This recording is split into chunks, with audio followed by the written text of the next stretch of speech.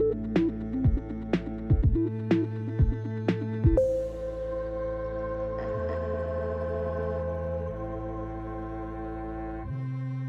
guys, welcome back to releasethecraftin. Priscilla here with another episode of Storycraft. And for those of you guys who are just joining me for the first time, hey, welcome. Welcome to the channel. If you don't know already, Storycraft is where I tell you guys a story while doing a craft. And from the last episode, if you haven't checked that already, it's in the playlist, which is in the description box below. The last story I did was Vasilisa the Wise, and I talked about how there's other versions of the story, other tales of Vasilisa. That name in particular shows up a lot in like folklore, and we even talked about the Baba Yaga and how she also has a great and varied folklore. Gosh, right off the top, words are really hard. So, based on the comments I got on the last video, the majority of which were like, yes, please, we'd like to hear the other versions, and we want to hear more about Baba Yaga. Here we are, we're doing it. In this second week, I'm doing it now. I'm telling you guys the stories. So we're doing Vasilisa the Beautiful. And you guys, this one is a little bit of a callback to a story I've told before, and I'll talk about it at the end. But it's not a one-for-one callback, so I'm okay with doing this story again, because it has its own differences. It has its own interesting little things. So I'm just going to jump right into it. I do want to say really quick off the top, just some like new business. I have a Patreon if you want to check it out. I do stuff there, and I just started a little podcast for my patrons at the $5 level and up. So if you want to listen to more of me talk words and stuff, because I can't speak right now, if you want to hear me talk some more about stuff, I just dropped the first episode, and I'm going to drop another one this month, and I'm excited about it. So if you want to hear that, you can do that, and then get digital freebies and craft videos and all those things. They're all there on my Patreon, so check that out. And I'm going to keep doing this while my cat scratches things and goes crazy, because I just started recording, and that's what she does. I'm going to keep shilling this until you guys show up there, because I think there's some pretty cool stuff there, and I hate that you're missing out on it. But yeah, that's it. That's all I wanted to say. So, into the story. This story, of course, is another of the Slavic myths. There's some basis for this story actually taking place in the country of Georgia, but it seems to be a little bit widespread all across the Slavic nations, so a little bit of Russia, a little bit of that, a little bit of this, you know, mixed all in there. And this is, of course, my retelling of those stories, so your version may vary. So the story takes place where most of the stories begin, in the way, way long ago, in the woods, actually, as a matter of fact, where we meet the beautiful Vasilisa, also commonly known as Vasilisa the Beautiful. And she's living her best, like, fairy tale Disney princess life in the woods, like, literally, like, walking around, singing to the plants, the trees, the flowers, the animals, everything. She's just having the time of her life as sort of a forest creature, but princess in the woods, and everybody in the woods loves her. All the animals are like super fond of her. All the trees also love her. They bow to her when she goes by. Like, she's literally living the ideal Disney princess life. Like, Snow White could never.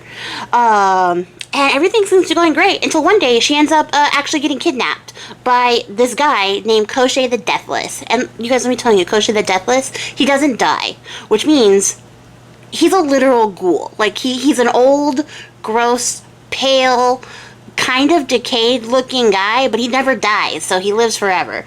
And he takes Vasilisa to his underground kingdom, where everything is made of gold. Not just, like, the buildings and, you know, like, the stuff, the furnishings in the house. I'm talking everything. The trees, the leaves, the rocks, the dirt, little tiny grains of sand, all gold. It's all gold. Everything is gold as far as the eye can see in his little underground kingdom. And Koschei tells her that, Vasilisa, since you are the most beautiful woman in the world, you will be my bride. And Vasilisa looks at him. She looks him up and down, and she's like, have you seen yourself, though? And Koschei's like, the fuck? What do you mean? What? Have I seen myself? Yes, everything is gold. It's all reflective. I've seen myself. And so she pulls a mirror out of her dress, and she shows it to Koschei, and she's like, just take a look at yourself. Look at you, now look at me. Look at you, now look at me. And Koschei is like, I see where this is going. Okay, I might be deathless, but I'm not without feelings. So Koshi's like, okay, so since you apparently only care about looks, and you think I'm too ugly to marry you, I want you to come over here and look in my mirror. So he drags Vasilisa over to this mirror, and this mirror is actually like the mirror of darkness, right? It's his special magical mirror, because Koshi is not just deathless, he's a sorcerer. And he tells her, like, you know, you could have lived with me here forever, been also deathless, and enjoyed this kingdom full of gold, where I can make anything into gold. But instead, you wanted to tell me how ugly I was. And she's like, yeah, but you are ugly, though. And you're ugly because the inside of you is ugly, so therefore it reflects on your outside. The outside of you is ugly because inside you're hideous too. And he's like, yeah, nice retcon, but no, you just told me to look at myself, so come look in this mirror. So he shows her the mirror of darkness, right? And the surface is all black, but it's reflective. So she looks into the mirror. Vasilisa sees her beautiful features slowly transforming into that of a frog. And then what do you guys know? There you have it. She's a frog. He turned her into a frog, and he's like, there, now you're outside matches your inside because you're a little vain. And I don't know if you guys knew this, frogs are a little vain. It's true.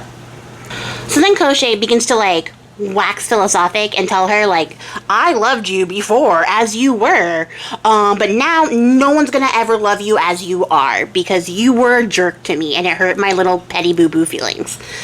And she's like, might I remind you that you kidnapped me and somehow expected me to be nice to you after the fact.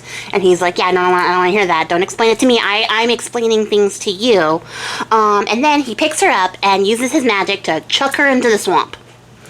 Well, he doesn't really tell her, but kind of tells her as he's throwing her away, is that she can only become human at night, and she's gonna have to stay in the shape of a frog for 3 years and 3 days, after which he's gonna propose to her again, and if she doesn't accept then I don't know, death threats maybe? He's very vague about what'll happen if she refuses him again. But basically he's like, no one's gonna love you because you're a hideous frog, so after 3 years and 3 days, you're gonna be begging to marry me. And he chucks her away, and he says that like as he's throwing her. He's like, you're gonna be begging to marry me. And then, you know, throws her into the swamp. So meanwhile, also known as 3 years later, we come upon an entirely separate kingdom. And in this kingdom is a king, because that's how kingdoms typically work. Otherwise it would be a queendom, and I didn't say queendom, I said kingdom. So, in this kingdom, we have a king who has 3 sons, and he's like, you know what? So the king has 3 sons, and he's like, hey, I'm old, and I'm tired of waiting for you guys to make, like, a choice with your life, so right now I'm going to tell you have to marry. And they're like, oh, we should probably make smart choices, like, for good political alliances and things that'll benefit the kingdom. And the king's like, no, I don't give a fuck about that. I want you to get married right now. So he's like, go outside, fire an arrow into the distance, and whoever that arrow lands next to, whatever lady finds your arrow, hopefully you didn't impale her with it, but whatever lady finds your arrow, you gotta marry her. And they're like, any lady? Like, what if it's not good for the kingdom? And he's like, don't tell me that my decisions are not good and great and that I'm not a wonderful king. Go do it now, because you guys took too fucking long to get married, and I'm tired of waiting for some grandchildren in this house. So he's like, the sons are like, okay, great, cool, Dad, that's so wonderful. This is a really wise decision as the ruler of the kingdom, but we're not going to question it because it seems like you might be a little bit manic right now. So the 3 boys go outside, and they all fire their arrows in different directions. The first son fires his arrow comparatively impotently to his other brothers, because it only goes as far as the door of the palace guard, the leader of the palace guard, so I guess, you know, whatever, the captain of the palace guards. It goes to his door, so he ends up just walking down the stairs a little bit to go marry the daughter of the palace guard. The captain of the palace guard. That's really long to say. The second son has a bit better range with his arrow, and his arrow hits the door of a wealthy merchant, so he finds himself the wealthy merchant's daughter to take as his bride. Now, the third and youngest son fires his arrow even farther into the distance, and he goes so far he doesn't even know where it landed, so he's like, ah, shit. So he gets on his horse, he rides out into the woods, because he's like, it definitely went this way, and as he's looking around in the woods trying to find his arrow, which, like, needle in a haystack. He somehow manages to find it, though, in a pond. And when he goes to pull up the arrow, what's holding on to the arrow, you might ask? Well, it's a frog. It's not just any frog. It's the frog that we all know. But he picks up the frog. Attached to it is this arrow. And he starts looking around. Or he picks up the arrow and attached to it is the frog. You know what I meant. He starts looking around and he's like, there's got to be a woman around here somewhere. Because otherwise I got to marry this frog. Because that's what my dad said. Whatever was holding on to the arrow is got to be my bride. And I feel like that's incorrect. Please let there be a woman around here somewhere. And the frog looks around too, because now she's like, what's this prince looking for? And she looks at him and she goes, Prince, what you looking for? And he's like, well, my father told me to shoot this arrow and marry the woman that was holding on to it. And she's like, what a happy coincidence, because I'm a lady. And he's like, you're a frog. So, yeah, I think I'm just gonna look for a lady and maybe just give her the arrow instead. And she's like, no, Prince, this is your destiny. I'm your fate. If your father said that you were to marry whoever's holding on, the woman that's holding on to this arrow, then you have to marry me. And he's like, you're an ugly old frog. Goodbye. And so she's like, oh, okay. Just because I'm a frog doesn't mean I don't have feelings. So she starts to hop away, and she's like, go fuck yourself then, you vain asshole. Which, pot, kettle, they're kind of meant to be. So yeah, this is fate. And then the prince feels bad watching this forlorn little froggy hop away, and he's like, wait, hold on, okay, I'm sorry, that was really rude of me, and as the prince of the kingdom, I should be nicer to my subjects, no matter how small and slimy and maybe a little bit green they are, and definitely full of bugs, because that's what frogs eat. I'm okay with that. Yeah, totally. And so she's like, great, fantastic. Take me as your bride, and I promise that you won't regret it. So the prince takes the frog home, and like the king said, everybody got married. There really wasn't a choice, and it turned into like a big joke. His brothers were like, you're really gonna marry a frog? And he was like, the frog had the arrow, brothers, I don't know what to tell ya. I wish our father wasn't making such crazy decisions though. And then his brothers were like, no, that's fine, this is perfect, this is everything we wanted. You have a frog bride, and that's hilarious. And even the king was like, yeah, definitely get married to that frog. This isn't the craziest thing I've ever done. You should definitely get married to the frog. That pleases me for some crazy reason. So, they all get married. And then the next day, the king's like, I want to decide which among my sons has the best wife. Because if you didn't know this before, it was a competition. That's why I made it random and wildly unfair and forced my son to marry a frog. So he tells his sons to go back, tell their brides that they weave him a rug in one night, and he's going to pick the best one among those rugs. So the other two brothers rush back to their wives, tell them the business. The wives are like, yeah, we're on it, no problem.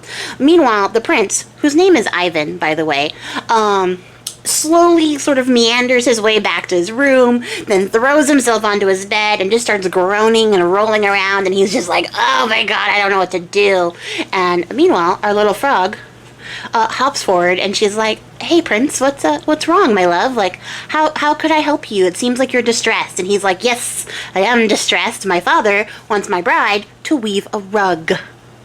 Can you weave a rug with your tiny little froggy fingers? I think not. So yeah, I'm in a bit of a pickle.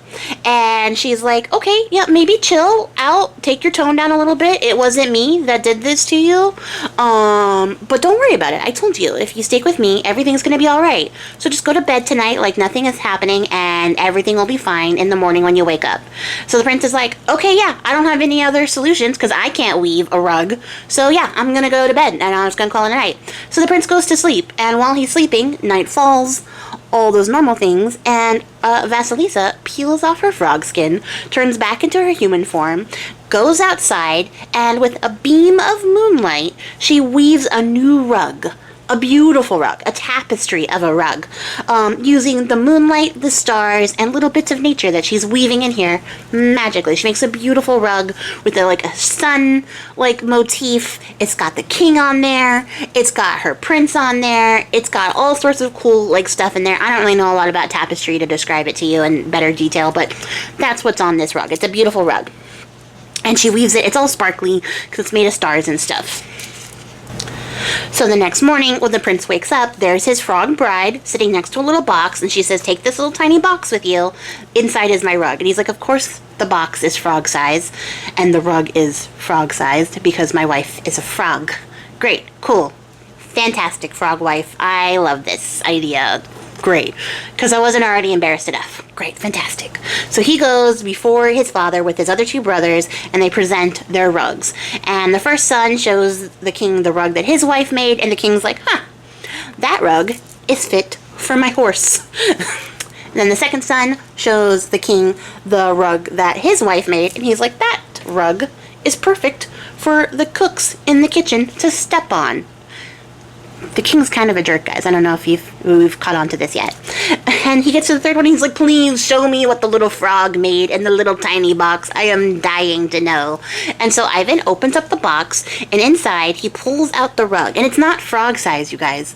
It's full people size, because the rug is woven so finely that it can be folded so delicately and neatly into this little tiny box. But it's actually a full wall-size tapestry. And when he unfurls it, he needs to get his brothers to help him hold it up. It's so big. They see the most beautiful scene ever depicted on tapestry. The king is wowed. He's amazed. He's like, we gotta hang this on the wall right now, right behind me. This is my new favorite thing. I can't believe your frog wife made that.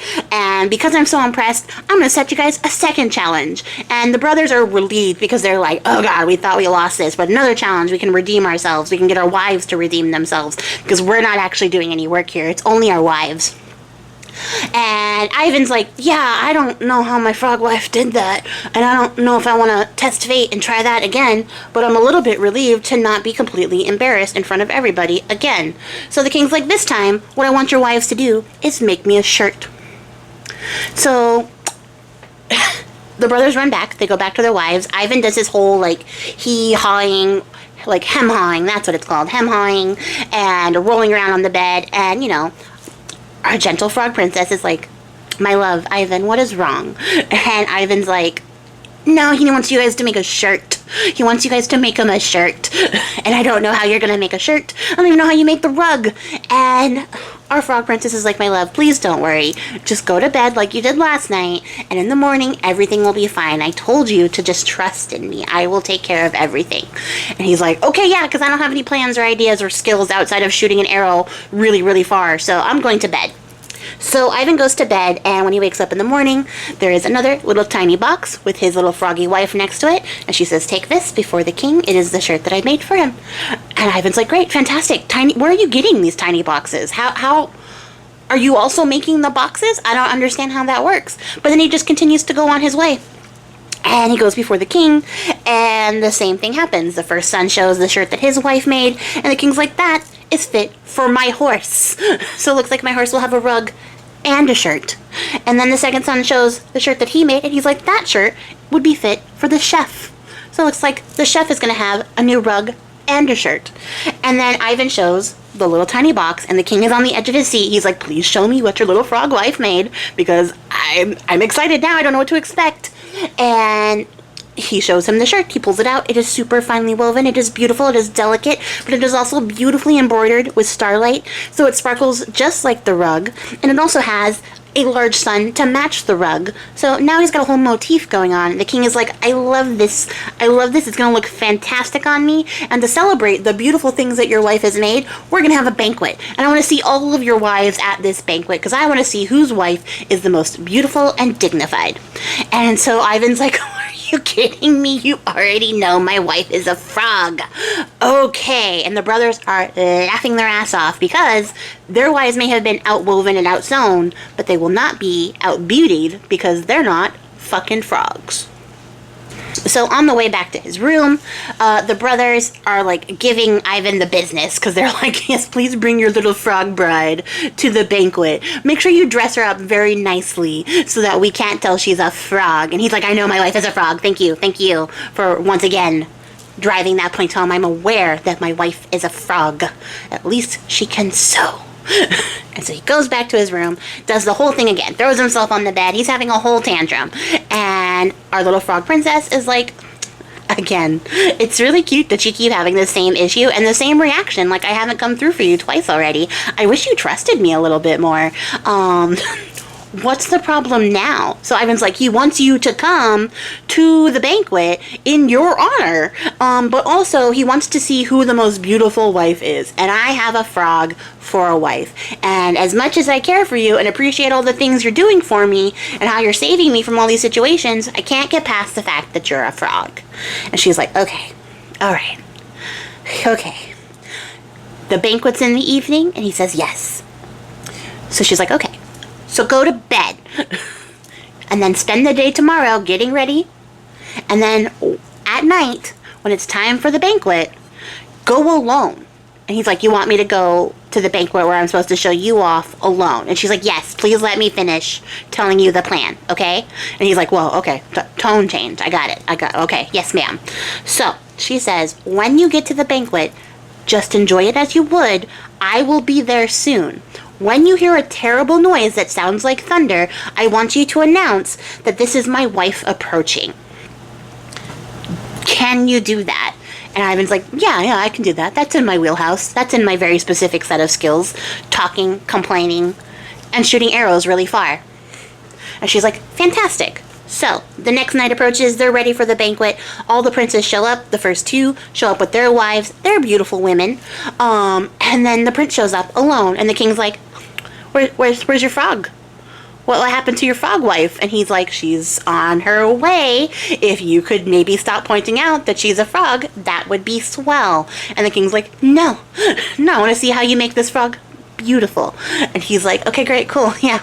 Yeah, that's not pressure or stress that's unnecessarily being added for no reason. Cool, yeah, no problem, Dad.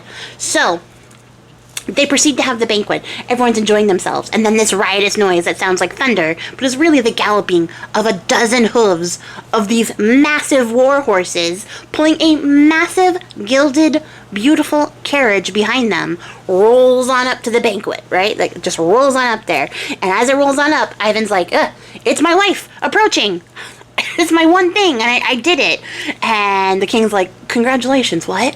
That's your wife? And then out of the wife comes Vasilisa, but not as a frog, but as a beautiful woman, as she usually is. Because it's nighttime, so she can show up like that. So she shows up, and she is in a dress made of starlight. So she's sparkling, she's shimmering, she's gorgeous as she shows up to this banquet. And the king is stunned. He's like, this woman puts those other two women to shame. Also, how dare you, king? Like, fucking, you're so goddamn shallow. But he shows up. Ivan's like, who the fuck is that? So Vasilisa takes a little curtsy. She introduces herself. She says, my love, my husband, Ivan, it's me, your wife, Vasilisa. And he's like, oh, Vasilisa's your name. I've just been calling you Frog. And she's like, I know. It's not my favorite quality about you, I know. But he's quickly wooed by how beautiful and gorgeous his wife is, and he forgets that he was a jerk, and she lets it go because Vasilisa is also very forgiving. And he overhears his brothers mentioning to their wives that they didn't know that the frog was enchanted, and now they feel like jerks because they've been making fun of a person under a curse this entire time. So, like, nobody make fun of Ivan and his frog bride anymore because clearly she's a beautiful woman and we've been assholes this whole time. So, like, congratulations, boys. Slight redemption for being buttheads. So they sit down to the feast and they start eating. And while they're eating, the king is, like, just complimenting complimenting, dumping all the love he possibly can onto Vasilisa. He is so enamored with her. She's so beautiful, she's so delicate, she's so refined. She makes the best shirt. He's wearing the shirt. Can you see I'm wearing the shirt you made me, Vasilisa? And she's like, yes, I can. It looks fantastic on you. Only someone as noble as yourself can make a cloth that drab look so fantastic. And he's like, oh my god, she's such a good complimenter. I love her so much. And so the brothers are getting a little bit nervous now again, because they're like, wait, hold on. We just realized that we lost every challenge that our father has set before us. Okay, wives, here's what you're gonna do. So they tell their wives to act as Vasilisa does. And they're like, whatever she does, you do, because that's what the king loves. The king loves that shit, so you do it too. So the wives are watching, and as Vasilisa is eating and, conversing and just enjoying the feast, she pours a full cup of wine down one of her sleeves, so the other wives do so as well.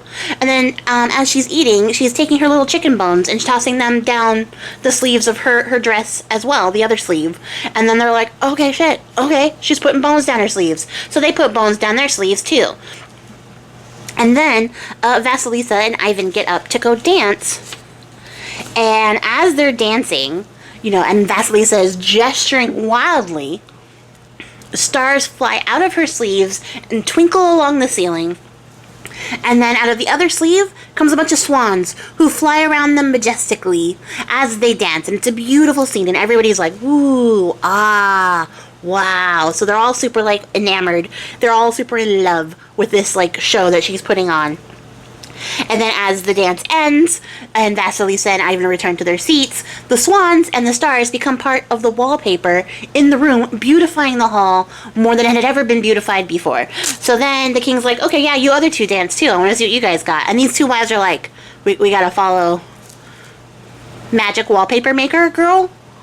Okay, cool, yeah. So the two wives get up and they start to dance. And as they're dancing, wine is flying out of their sleeves and, just getting all over the floor. And then the chicken bones and stuff they stuffed up their other sleeve are flying out and they're hitting the king. And the king's like, you freaking fools, get away from me. What the heck? And so, the two wives run off. And in the middle of all of this pandemonium, Ivan slips away. And he goes back to their rooms to see if he can find the frog skin that Vasilisa had clearly been wearing beforehand. And Vasilisa notices right away that her husband is missing, so she goes to look for him too. So once Ivan gets back to their rooms, he sees the frog skin by the fire, and he picks it up and tosses it into the fireplace. And as it's burning up, Vasilisa comes into the room, and she's like, no, you fool! If you had only waited 3 more days, I would have been free of this curse, and we could have been happy together forever. But now, I have to return to Koschei the Deathless. So she turns back into a bird now. Not back into. She just turns into a bird and flies back to the land of Koschei the Deathless. And Ivan's like, oh, I done fucked up. So Ivan, to his credit, doesn't hesitate to get on his horse and immediately ride it off into the distance in the direction that Vasilisa flew off in, trying to find his wife and save her from Koschei the Deathless. And he rides for so long that his horse dies of exhaustion. So not to his credit. You're a bad horse owner. But then he continues to walk, and he walks for an entire year and a day through all of the seasons. So we're talking summer, spring, fall, winter, not in that order necessarily, but he walks through all of them until it's spring again. And when the spring returns, he comes across an old man, a little tiny man in the woods, who's like, hey, what you doing in my woods? Prince. And Ivan's like, oh, this must be a magical little man, because he knows that I'm a prince, and not a clearly homeless looking man like I should look like by now, because I've been wearing the same clothes for a year, just walking through the elements trying to find my wife. So Ivan ends up telling the little old man his entire life story, basically, as it pertains to Vasilisa. And the little man's like, yeah, that is what I thought you were here to do. And he's like, look, I'm just trying to find the kingdom of Koschei the Deathless so that I can save Vasilisa. And he's like, yeah, I don't know how to do that for you, but I know somebody who can. So the little old man picks up a stick and he breathes life into it so that the sticks start topping. And he says, just follow this stick. But I'm telling you, if you want to find Koschei and you want to save your wife, you have to learn to trust. So trust the stick to guide you there. And Ivan's like, yeah, definitely, totally, I will, 100%, thank you so much. So he chases off after the stick into the woods, and as the stick is hopping along, it stops because before them is a mama bear and her cubs. And Ivan's like, oh shit. So he pulls up his bow and gets ready to like fire an arrow at the bear. And the bear's like, please, Prince, Ivan, if you could not kill me and my children, I will do you a favor at a later point in time. And Ivan's like, yeah, okay, that sounds right. That sounds about right. Yeah, no, yeah, totally. I believe you. And the stick starts to march on, so he follows the stick, and the stick continues to run off until it comes across a fox and her cubs. And Ivan's like, oh shit, I gotta get rid of this fox. So he pulls his arrow out, knocks it back so he can shoot the fox, and the fox is like, Prince Ivan, if you could not kill me and my children, that would be swell, but also I would come back and pay you back in kind as your friend. And Ivan's like, okay, yeah. Oh, all right. A bear just said that to me, too. So I believe that. Yeah, that tracks. Totally, I'll let you all go. So he continues on after the stick. The stick continues going. So the stick continues jumping around until it stops underneath an old tree. And at the top of that old tree is a bird and her little clutch of eggs. And Ivan's like, well, I am kind of hungry. So he notches back his arrow to shoot the bird. And the bird's like, oh, Prince Ivan, if you could maybe not shoot us. Like me, or steal my eggs, that would be really, really cool, and I would do you a favor later when you needed me most. And Ivan's like, okay, yeah, I guess I'll just continue to be hungry, that's fine. I'm not super hungry, like, I mean, I could eat, but it's okay, yeah, totally, I'll let you go. And then, as he's about to walk away, one of the eggs hatches, and this little chick comes out and says, thanks, Prince Ivan, for sparing my life. I'll also be a friend to you. And Ivan's like, cool, yeah, great, wonderful, fantastic. So he follows the stick continues marching on, and you guys, you'll never guess this. He comes up to this body of water, and in the water is a fish. And the fish is like, hey, Prince Ivan, if you could be, like, a really cool dude and get my son out of this, like, fish trap that the fisherman left here, I would owe you a favor. I'd be forever indebted to you. And Ivan's like, yeah, I have time. I can totally stop and get this fish out. I'm not trying to save my love from Kosher the Deathless or anything right now. I have time. So Ivan gets his son, the fish, out of the trap for the other fish and releases him back into the water. The fish is like, thank you so much, man. I owe you a solid. And Ivan's like, yeah, cool. So he follows the stick forever on and continues to chase it down until he comes up to this old hut in the woods. And the hut stands up because it's on chicken legs. And the hut starts to walk away from him. And he's like, whoa, hut of Baba Yaga, turn your back to the woods and your front to me right now. So the hut does that. It turns all the way around, turns its back to the woods and its front to him, and then crouches down so that he can approach the door. And as he approaches the door, it opens wide. And guess who comes out? Our favorite iron-toothed lady, Baba Yaga. And she says, who commands my house to do what it's told? And she looks him up and down, and she goes, oh, it's a prince. And Prince Ivan says, oh, this is exactly what I was hoping for. The beautiful, wise, witty, lovely enchantress, Baba Yaga. And Baba Yaga's like, oh, you flatter. What's up? And so Prince Ivan tells Baba Yaga the story of how he lost his wife, Vasilisa, and how he's on his way to go see if he can save her from Kosher the Deathless. And she's like, listen here, you beautiful, dumb idiot. You can't. You can't save her from Kosher the Deathless. Kosher the Deathless can't die. So he'll never let her go, and you'll never be able to save her. And so Ivan is like, Grandmother Baba Yaga, like, please help me. I'm really pitiful without you. And she's like, you are. You actually are. But since you called me grandmother, I'll help you.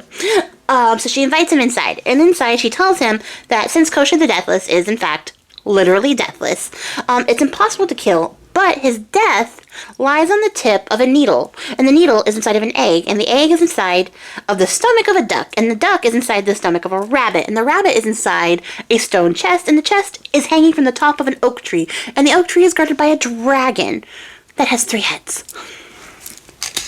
And wouldn't you know it, the dragon is being watched by Kosher the Deathless all the time. And so Ivan's like, I didn't bring a notepad to write all that down. Was I supposed to? And Baba Yaga's like, look, I will help you because nothing would bring me greater pleasure than Kosher the Deathless dying. I want that man to die. I hate that he calls himself Deathless. It's tacky. So she's like, I'll help you. If you kill him, I'll help you. And Ivan's like, deal, I will kill him for sure. So she's like, here, take my magical steed, which turns out to be a Pegasus. It flies. And she's like, here, take some of this armor to protect you. And maybe a shave and a haircut before you see your princess again, because you've just been walking around for a year and you kind of need a bath. You stink. And I'm an old lady who lives in the woods. You stink. So, Ivan gets cleaned up, dressed, and mounted on this Pegasus and flies off to the land of Koschei the Deathless. The Pegasus knows where to go, guys. Don't worry. And he finds himself at the tree where the dragon is, guarding the stone chest in the branches. So he descends with his sword in hand to fight the dragon, and the flames whoosh over him. They engulf him completely. And Koschei is watching this because he's like, I see this stupid little idiot prince coming to save Vasilisa, and that's not going to go down, and now he's going to die because my dragon doesn't let anybody get by him, and that is that's the word. The dragon is not letting anyone get by him, and he watches as the prince gets engulfed in flames, and he's like, ha, get fucked, get wrecked, you're about to die. And then, surprisingly, one of the dragon's heads falls off. And then the other one comes off, and then the third one falls off, and the dragon falls down dead. Turns out the armor from Baba Yaga protected Prince Ivan from the flames of the dragon. So he was able to kill him. And Koschei is like, oh shit. Oh shit. So he's like, alright, okay, I gotta make some moves. So he runs out to the little cave, like, prison that he's keeping Vasilisa in. Because guess what, guys? She went back to him, and he was like, marry me. And she was like, I'm already married. Also, no. So he was like, in prison you go. So now he runs to the little prison he's keeping her in, and he's like, since I can't have you, and your prince is on the way here, nobody can have you. That's the rules I'm playing by. So he uses his magic to turn Vasilisa into gold. So she becomes a resplendently gold statue in his kingdom, and he's like, ha, get fucked, Prince Ivan. You're not getting your wife back. So then, he turns himself into a bird and starts to, like, fly high up into the sky to see if he can come up with a way to stop Prince Ivan, from killing him, essentially. So Prince Ivan is like, okay, great. So he tries to, he's like, I slayed the dragon, and now I gotta get this chest down, but the tree is so massive, he can't climb it, especially not in armor, and he doesn't have, like, he doesn't want to waste his bow and arrows trying to shoot down this rope that he can't see because the tree is so massive, the chest is so high, he can't get up there. I don't know why he doesn't just get on his horse and fly up there, guys. He chooses not to. We already decided Ivan isn't the brightest guy in the world, so, he's good with an arrow, but he's not smart. So, while he's, like, lamenting over what can he possibly do, the bear shows up, and the bear's like, hey, you did me a solid, I got you, bro, and the bear pushes the tree down. So the tree falls down, and the chest hits the ground, and it shatters into a bunch of pieces. And out of the chest hops the rabbit, and the rabbit takes off. It's like, see you guys later, I've been stuck in that box for years. So the rabbit starts running, and then the fox also shows up, running alongside it. The fox catches the rabbit, rips it open, and out of the rabbit flies a duck.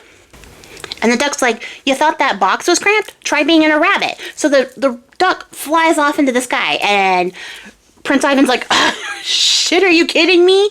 I'll never catch that duck. But then the bird shows up, and the bird comes out of the sky, swoops down, and attacks the duck. The duck hits the ground, the egg pops out of the duck, and the egg starts rolling away. So now Prince Ivan is chasing down the egg on the ground, but oh, wouldn't you believe it, guys? The egg rolls off of the rocks into the water below.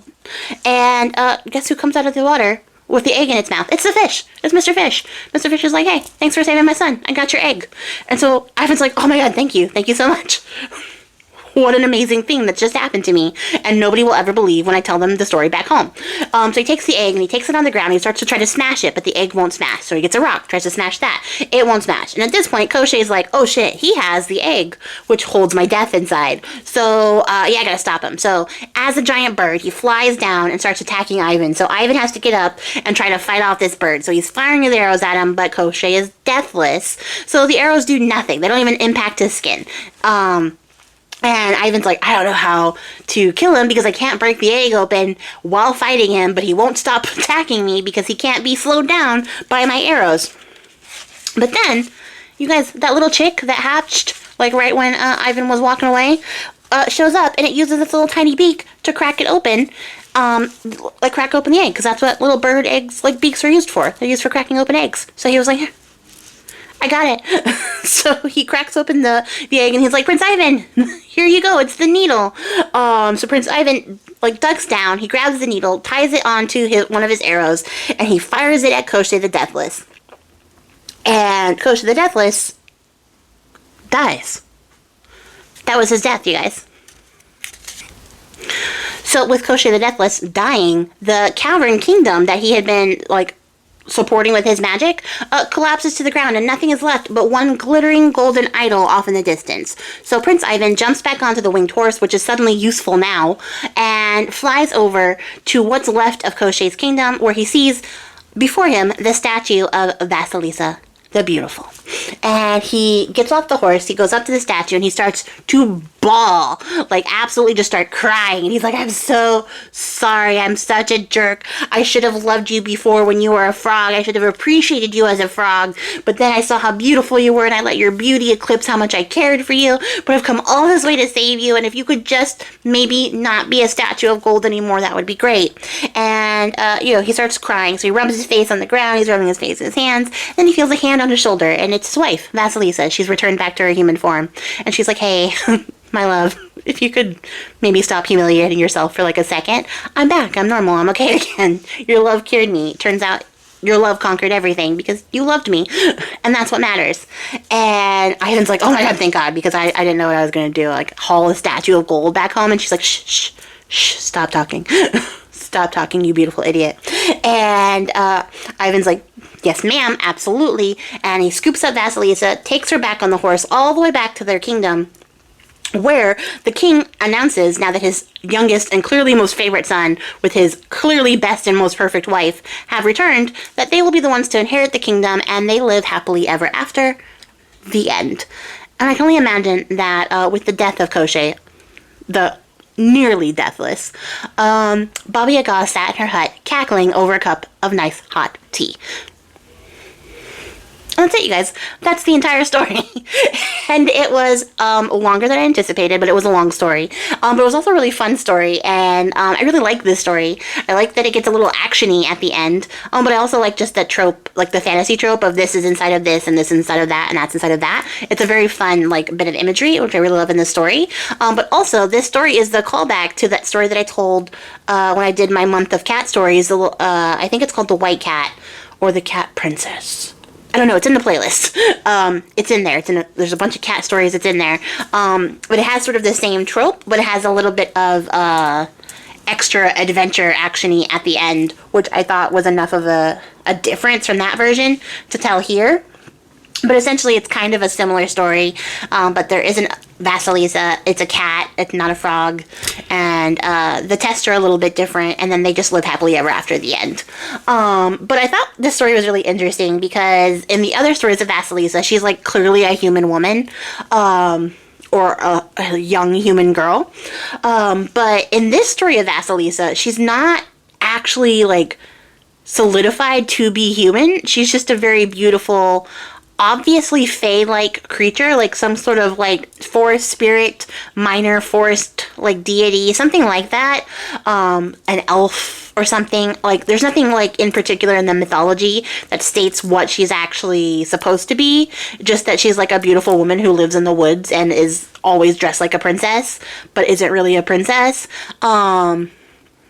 But I just thought, like, that little bit of difference in the Vasilisa story was so interesting, because the other one, she's very human, but this one, she's, like, magical. Like, not only is she, like, a magical person living in a magical world being harassed by a magical asshole, but she's, like, literally magical as she, like, weaves shit out of starlight and moon dust and all that stuff. Like, she has some sort of innate magical ability that comes in handy in the story.